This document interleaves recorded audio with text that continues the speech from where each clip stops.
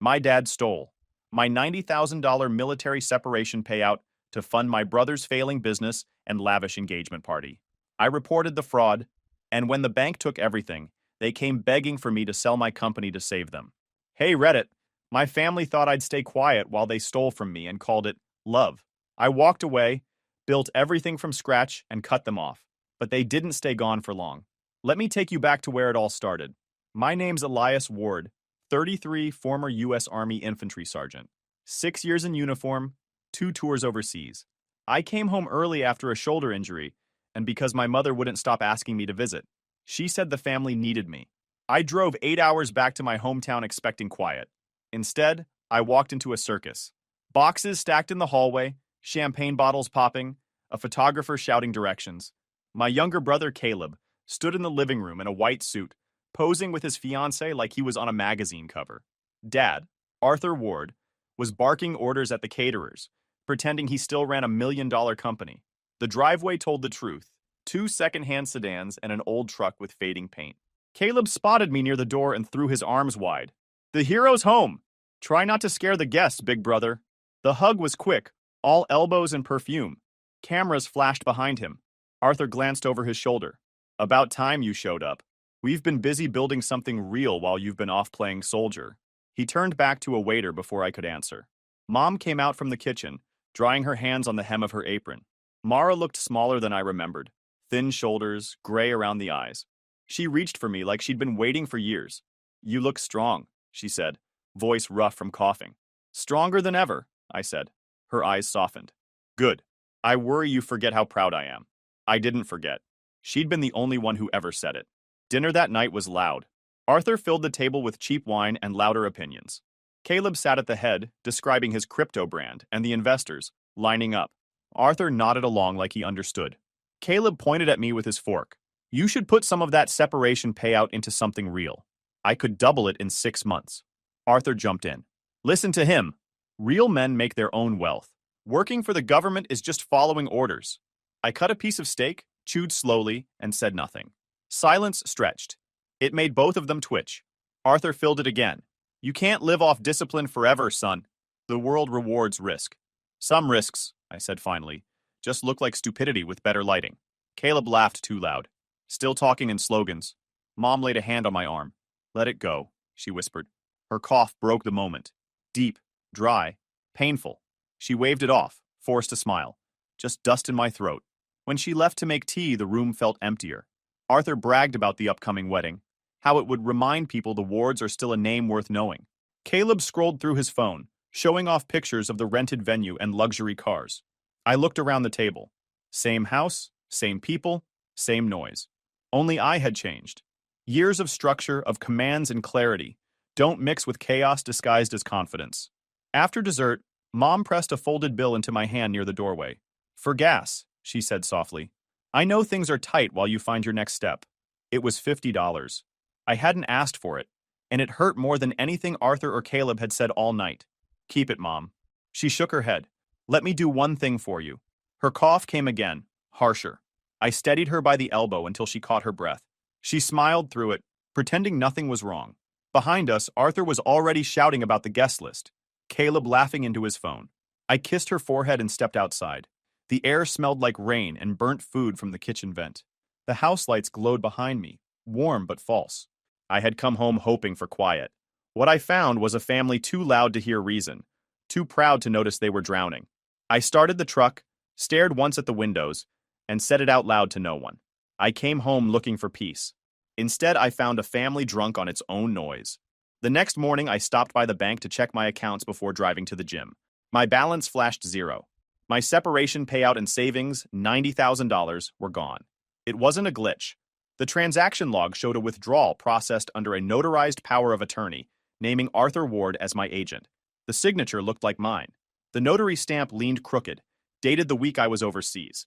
The banker leaned over the counter. This shows a power of attorney on file, authorizing Arthur Ward to move funds on your behalf. If this isn't yours, you can file an affidavit of forgery, and we'll route it to our fraud unit. It isn't mine, I said. She hesitated, then printed a packet. Take these to the police as well. I folded the papers and left. The drive home was short and silent. the kind of silence before a fight. Arthur was outside pretending to direct workers who were setting up tents for the engagement party. He wore a gold watch that looked new, yelling at a kid to unload boxes faster. Caleb sat on the porch scrolling through his phone, laughing at something online. I parked, walked up the steps, and held the statement out. Dad, want to explain this? He barely glanced at it. Oh, that. You were overseas. Caleb needed seed money for his launch. The bank had paperwork. Power of attorney. I moved it so he could start his business. I waited. You mean you stole it? Arthur's tone sharpened. Watch your mouth. It's family money. Everything here exists because of me. Caleb looked up, smiling like a spoiled kid. Relax, soldier. I'll double it for you. It's called investing. Investing? I said. You mean gambling with other people's money? Arthur's eyes narrowed. Don't start your moral lectures again. You think discipline equals wisdom? You've been trained to follow orders, not to think. I stared at him. I've been trained to recognize a liar. Mom came out from the kitchen, wiping her hands on a towel. She froze when she saw the paper in my hand. What's going on? Arthur turned defensive. Nothing serious. Just money talk. He's overreacting. She looked between us, pale. Arthur, you didn't... I did what any father would do, he interrupted. He's sitting on cash while his brother's trying to build something. Caleb stood, adjusting his shirt cuffs. It's temporary. Once the coin hits the market, I'll send it back with interest. I laughed once, no humor in it. You can't even pay for your own wedding dinner. But sure, you'll be the next tech genius. Caleb's smile faded. You don't understand business? I understand theft. Mom's voice broke. Please, all of you, stop. I saw her hands shaking, her face drawn. She hated conflict but hated lies more. I took out my phone and hit record. I held it low, screen off. My voice stayed level. So you admit you took my payout? Arthur crossed his arms. It's still family money. And you filed a forged power of attorney in my name? He looked away. You're being dramatic. Caleb muttered. You always act like you're better than us. I turned to Mom. You knew? Her eyes filled, but she couldn't speak. I could see the guilt tearing her in two. Arthur pointed a finger. Don't drag your mother into this. I pocketed the phone. Don't worry. She's the only one here I still respect. Arthur laughed, short and bitter. Go ahead. Make a scene. You'll regret it. I won't raise my voice in my mother's house, I said quietly. But if you ever touch my name again, you'll wish you hadn't. Caleb smirked. You gonna fight us, tough guy? I stepped forward until we were nose to nose. If I do, you won't walk away. His confidence cracked. He stepped back, muttering something about anger issues. Arthur barked a laugh. You've changed. Think you're some kind of hero now? You're just a broken soldier with nothing but muscles and attitude. I didn't blink. Maybe, but at least I earned mine. Mom tried again, pleading. Elias, please, let's just sit down. We can fix this. There's nothing to fix, I said. The money's gone, but I'm not. I turned for the door. Arthur shouted after me. You walk out. You're no son of mine. I didn't look back. That's the first honest thing you've said. Outside, the noise from the wedding prep faded. The air felt heavy, but my thoughts were clear. Back in my apartment, I laid out everything on the table. Bank printouts, email copies, the forged, notarized POA with stamp and serial, all of it. I took photos, saved them on 2 separate drives, and uploaded them to the cloud. Then I replayed the conversation from my phone. Arthur's voice was clear. You were overseas. Caleb needed seed money. Evidence. Enough to bury them if I needed to. For the first time since returning home, I felt calm, not peaceful, focused. They thought I'd react like before, shouting and storming out, giving them control. But soldiers don't rush. We calculate. I looked at the folder labeled Family Records, zipped it, and sent a copy to a secure email.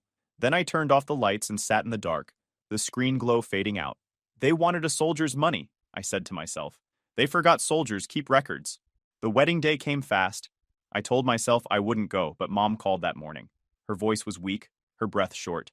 Please, Elias, just be there. For me. So I went. Not for them. For her.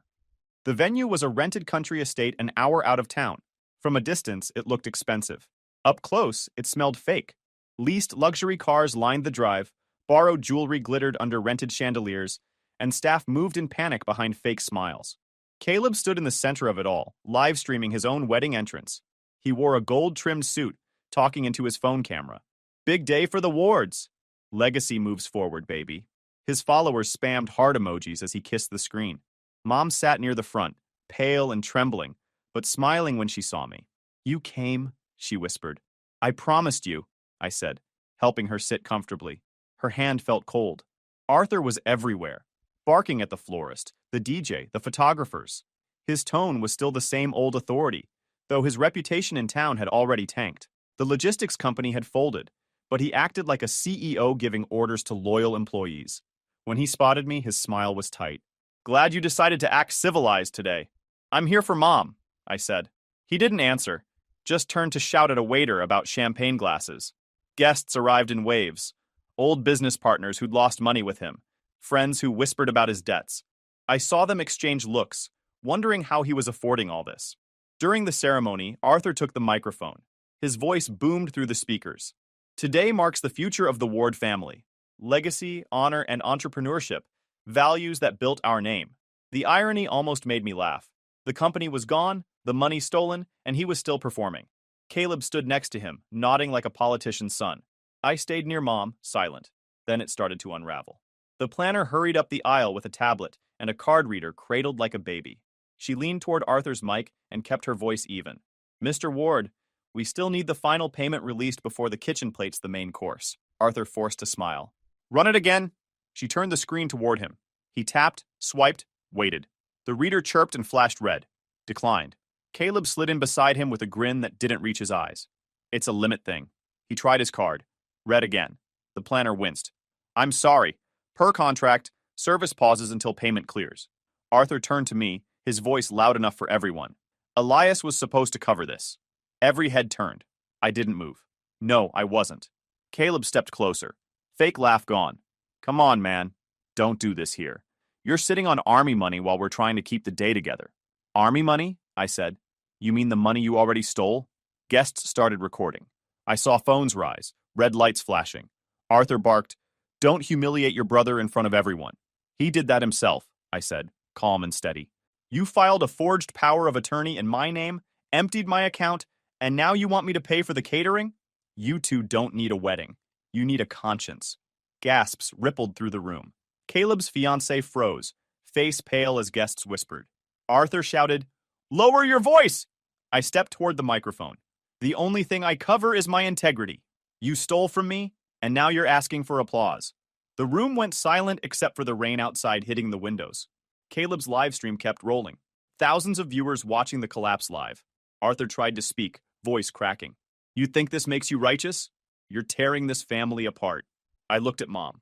She sat frozen, eyes glassy, a single tear running down her cheek. I mouthed, I'm sorry. Then I turned and walked toward the exit. Arthur shouted something behind me, but I didn't listen. Outside, the cold air hit hard. I walked past rows of cars, past the confused photographers and guests whispering. Someone near the valet booth muttered, Respect to him. I kept walking until the noise faded completely. They called me 2 weeks after the wedding. A detective from the county fraud unit asked if I could come down to the precinct and verify a few signatures. I already knew why. I'd sent copies to a secure email, but seeing a badge on the other end made it official. That afternoon I was making coffee when the front door crashed open. Arthur filled the doorway like he owned the building, a stack of papers clutched in one hand. Caleb stood behind him, too clean, too calm, sweat speckling his hairline.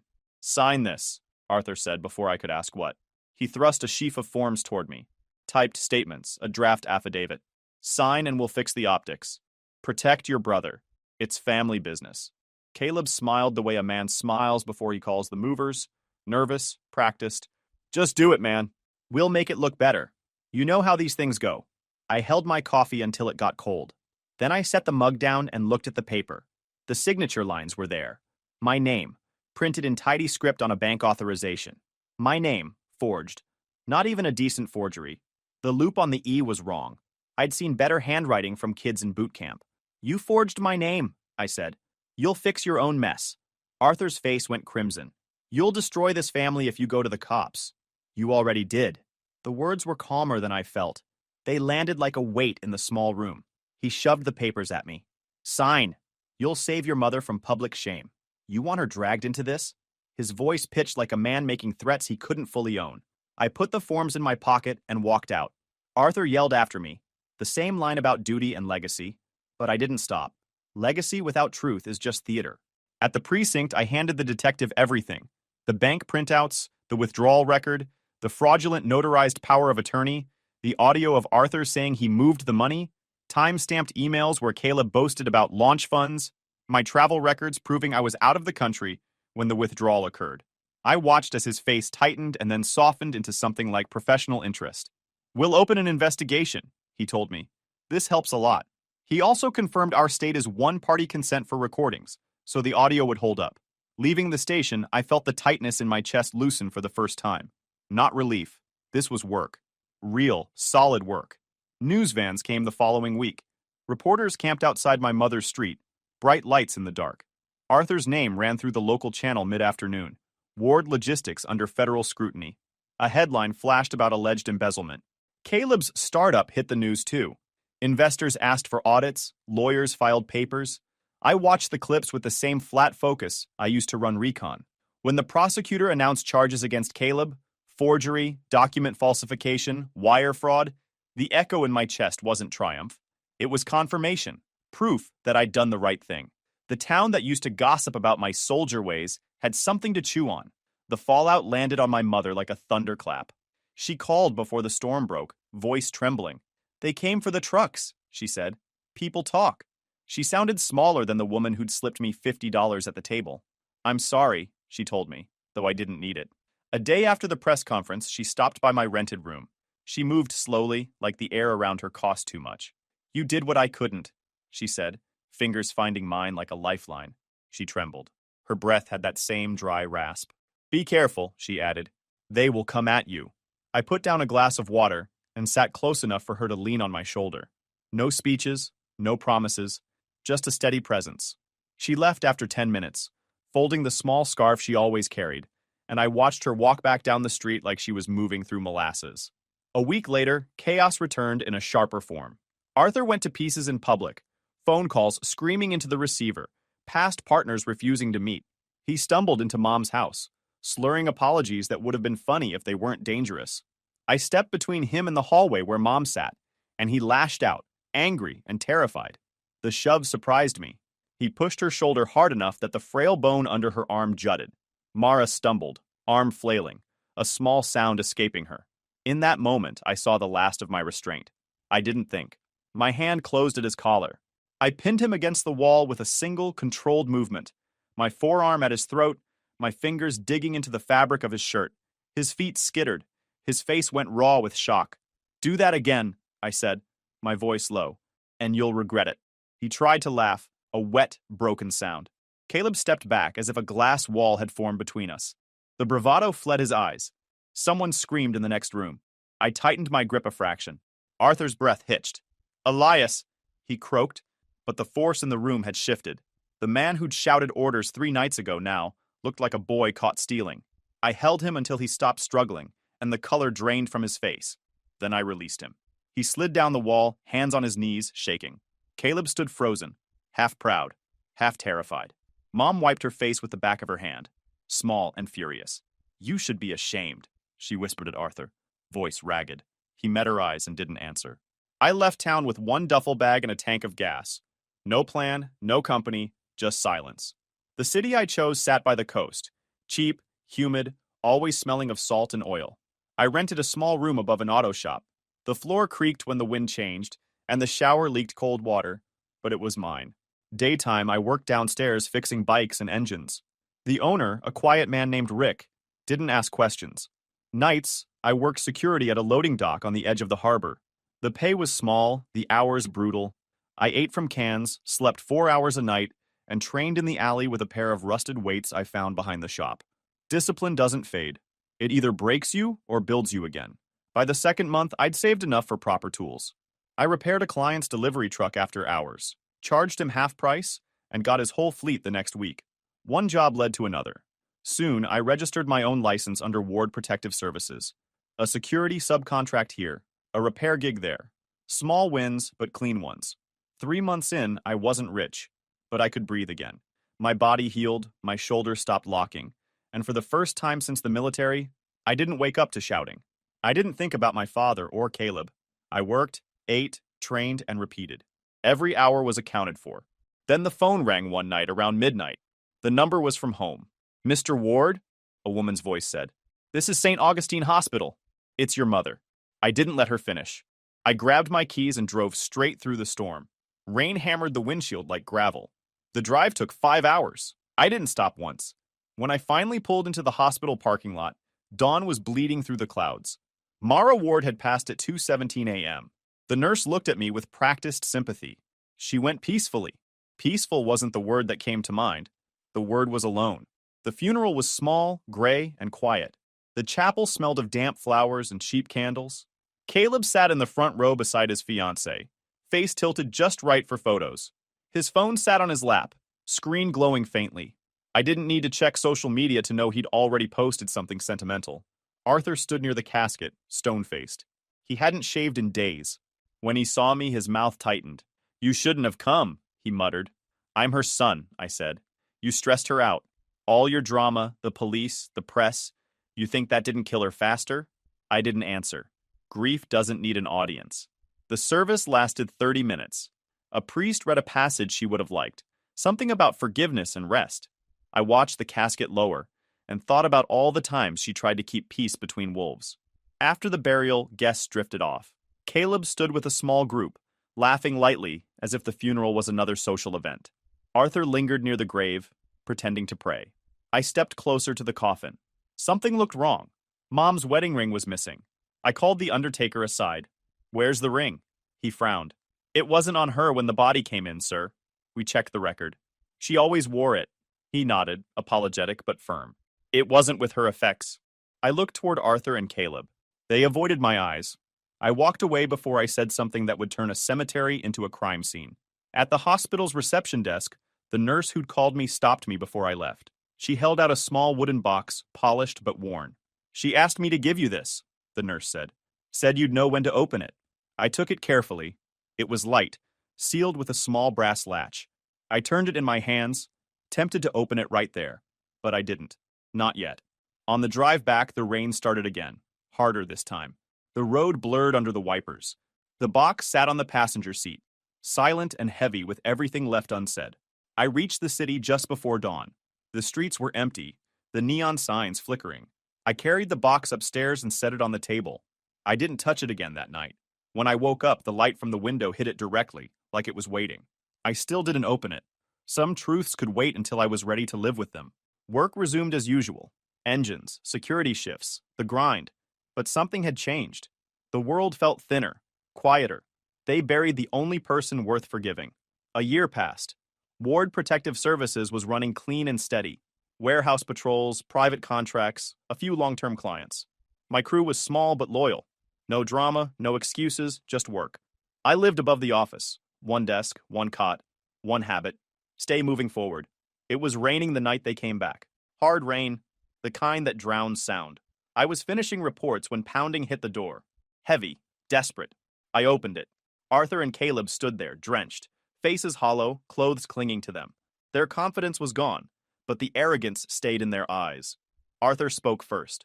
"You wouldn't even have this life without me." His voice was hoarse, the kind of pride that survives ruin. Caleb added quickly, "We're family, man. We just need a place to start again." Everything went south. Lawsuits, debts, the house, gone. They looked like beggars trying to sound like kings. I leaned on the doorframe and said nothing. Silence makes weak men show their cracks. Arthur's voice trembled. "You think this company built itself? You think discipline comes from nowhere? I raised you.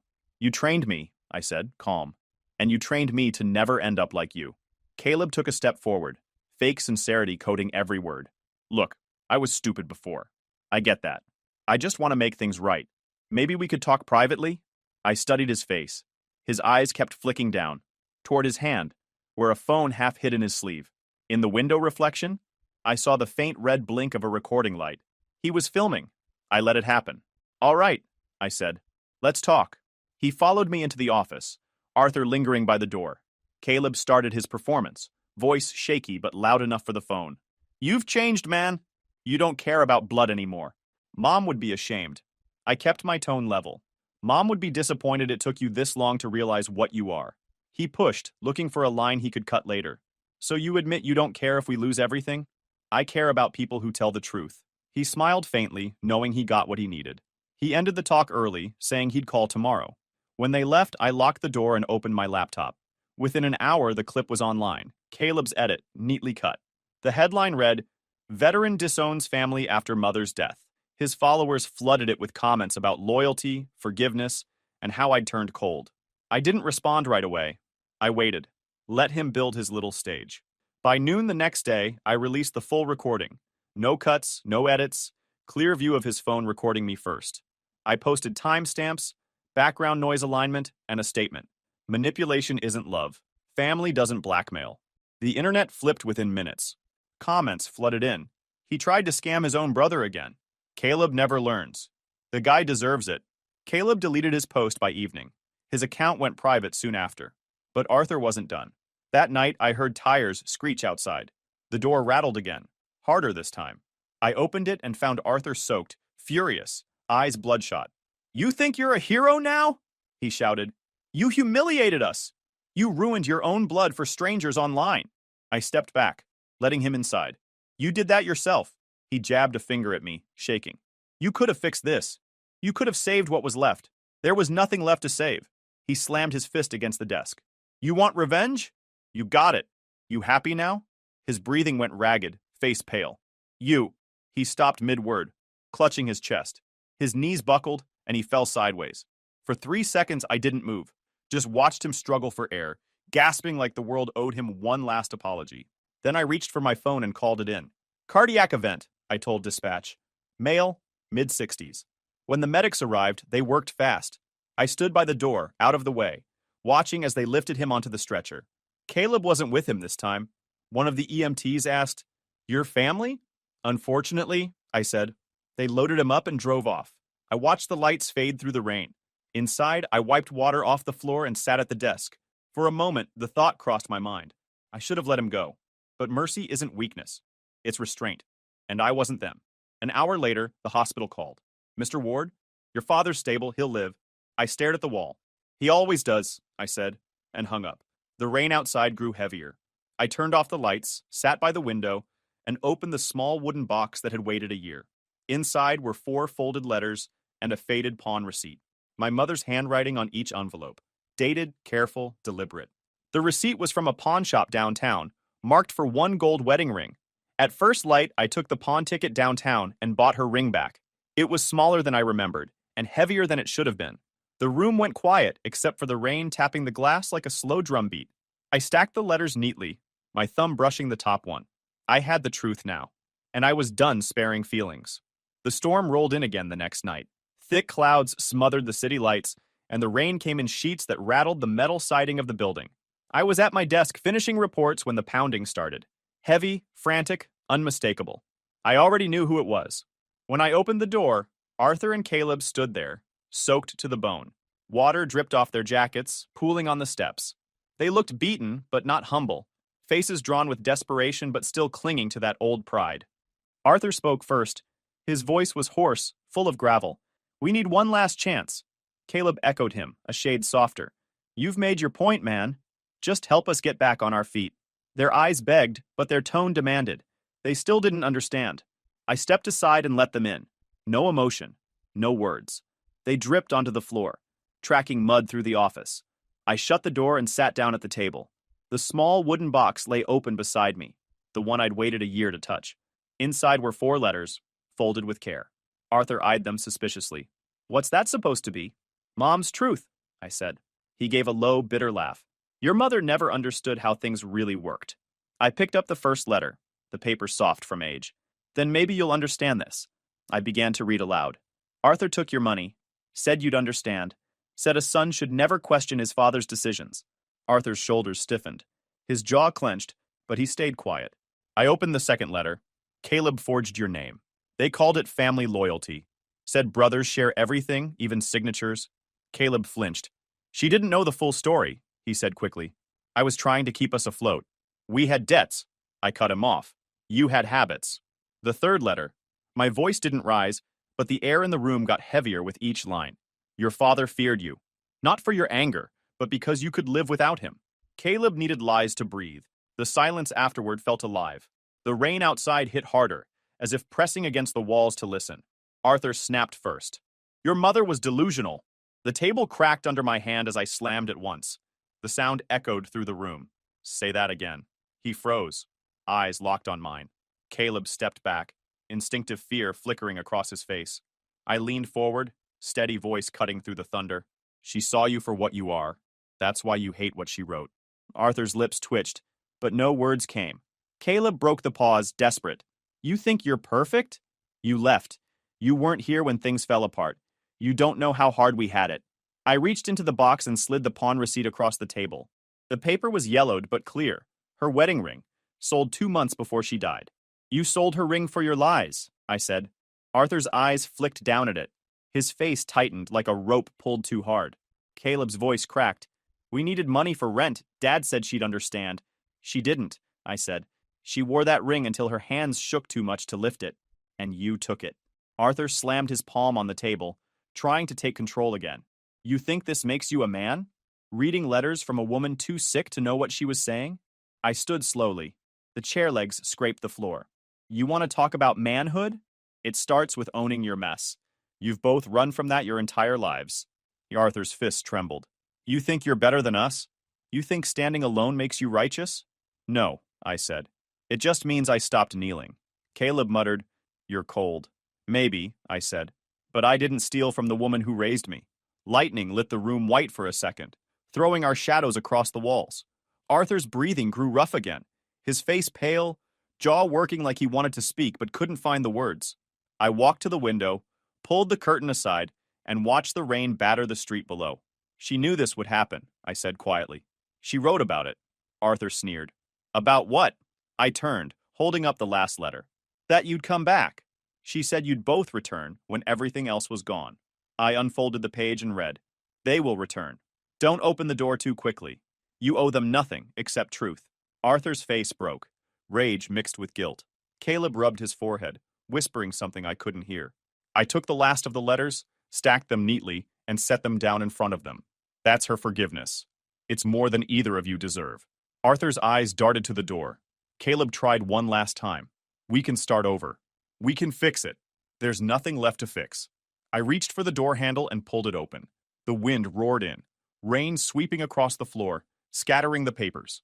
One letter slid to Arthur's feet. He bent slowly, picked it up, and stared at Mara's handwriting in the corner. She wrote your name on everyone, I said, even when she knew you'd never earn it. Arthur's lips quivered.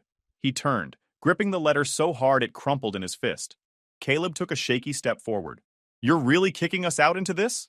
You walked into it long before tonight. The rain blew harder, the wind carrying the smell of salt and rust. I looked at them both, my father, my brother, 2 men who'd mistaken my patience for surrender. No, I said. I didn't become better than you. I became what you couldn't. They said nothing. Arthur stepped into the downpour first, shoulders hunched, the letter pressed to his chest. Caleb followed a moment later, muttering curses drowned by thunder. The door shut behind them, with a hollow sound that felt final. I stood for a long minute, staring at the empty doorway, then gathered the remaining letters and placed them back in the box. The air smelled like wet earth and freedom. I exhaled once, slow and steady. Quiet feels different when it's earned. Weeks passed. The news spread on its own. Caleb's last company folded completely. Lawsuits unpaid, reputation ruined. His social media vanished overnight. Arthur suffered another heart attack, left half paralyzed, living alone in a rented room above a pawn shop. Same chain that stamped the pawn receipt in Mom's box. I never returned their calls. Some debts don't need collection. Instead, I turned my focus towards something that would have made my mother proud. I started a small veteran scholarship in her name, the Mara Ward Fund. No cameras, no sponsors, just quiet help for soldiers trying to rebuild. A week later, I drove to the cemetery before sunrise. The sky was pale gray, the grass still slick from morning rain. I carried 2 things in my pocket, Mom's recovered wedding ring and my military medal. Her headstone was simple, clean. I knelt, brushing water off the carved name. You warned me, Mom, I said quietly. You were right. I placed the ring beside the medal. They gleamed together in the new light. They took my money, I whispered, but they never took my discipline.